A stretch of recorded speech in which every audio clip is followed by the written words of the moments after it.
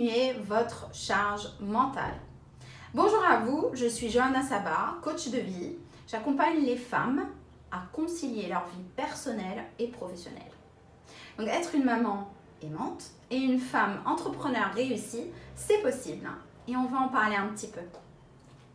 Donc en ce moment, vous faites le rangement, le ménage, les repas, les courses, le nettoyage, le repassage, jeter la poubelle. Et bien, j'ai envie de vous dire que si vous faites toutes les tâches quotidiennes, vous risquez l'épuisement. Donc comment faire? La première chose à laquelle on peut penser, c'est de dispatcher les tâches, d'impliquer vos enfants dans ces tâches-là, de se poser avec eux, de prendre une liste, de faire une to-do list avec eux, en notant vos prénoms.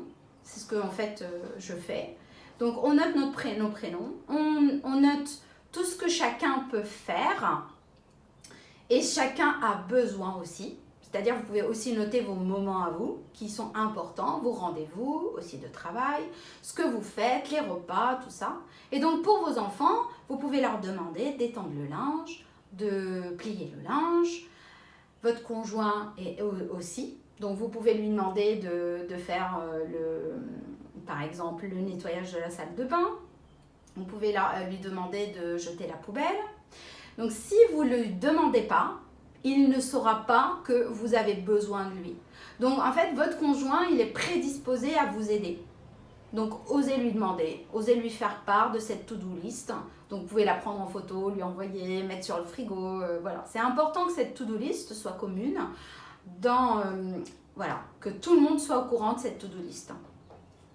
Donc la deuxième chose qui est intéressante, c'est de faire des ateliers avec vos enfants, de créer en fait ces moments de complicité avec eux pour leur dire qu'ils comptent pour vous, qu'ils sont importants à vos yeux et que ces moments sont aussi importants pour vous. C'est important pour votre développement à vous et votre équilibre familial.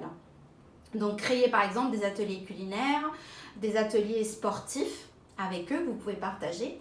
Et c'est important de leur rappeler que vous les aimez et qu'ils comptent pour vous parce qu'ils ont besoin de ça. Ils ont besoin de comprendre que vous avez vos moments en solo où en fait vous travaillez, où vous faites votre méditation, vous faites votre yoga, vous faites votre sport.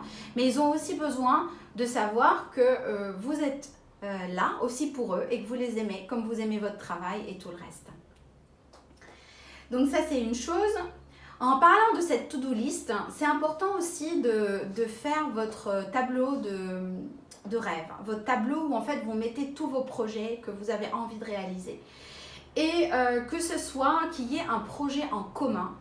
Et comme ça, en fait, vos enfants, quand ils vous voient travailler, quand ils vous voient en train de faire des choses pour vous, ils savent pourquoi vous le faites. Ils savent pourquoi c'est important pour vous, pour avoir votre équilibre. Un autre point, c'est si les choses ne sont pas faites à la perfection, eh ben c'est ok, vous inquiétez pas. Donc c'est important de gérer ce côté perfectionniste parce que en fait sinon vous n'allez pas pouvoir souffler, vous n'allez pas pouvoir avoir vos moments de qualité où vous êtes détendu. Donc c'est ok si c'est pas bien plié, c'est ok si c'est pas bien rangé. Donc on peut en fait trouver cet équilibre autrement, en pensant que ça va vous permettre de gagner du temps pour vous. Et ça, je crois que ça sera plus important pour vous.